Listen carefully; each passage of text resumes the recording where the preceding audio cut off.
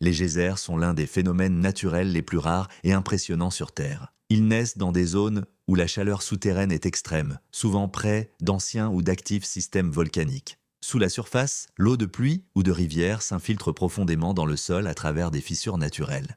Elle descend jusqu'à rencontrer une roche très chaude chauffée par le magma. En se réchauffant, cette eau se transforme lentement, emprisonnée sous pression dans des cavités profondes. Et c'est là que la magie commence. Quand la pression devient trop forte et la température dépasse le point d'ébullition, l'eau ne s'évapore pas. Elle explose vers la surface sous forme d'un jet qui peut atteindre plusieurs dizaines de mètres, mêlé à de la vapeur brûlante. Savais-tu? Un geyser n'est pas un volcan, mais il fonctionne comme lui, une libération soudaine d'énergie. C'est comme si la Terre retenait son souffle puis le relâchait d'un coup dans une danse d'eau bouillante. Les geysers jouent un rôle important pour la science et l'humain. Ils permettent de comprendre la géothermie, une énergie naturelle propre utilisée pour produire de l'électricité ou chauffer des villes.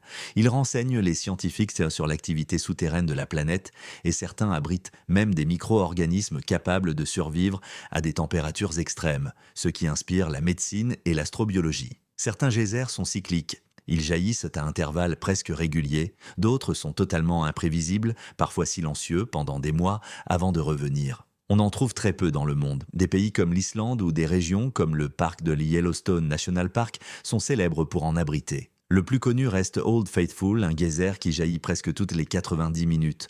Un spectacle hypnotisant, silencieux, puissant, qui nous rappelle que la Terre est vivante et en mouvement constant. Abonne-toi à Mère Nature pour découvrir d'autres mystères incroyables de la planète. Dis-nous en commentaire sur quel phénomène naturel ou espèce rare veux-tu qu'on parle la prochaine fois. Et si vous avez envie de nous soutenir pour la préservation de la planète, ce sera avec plaisir.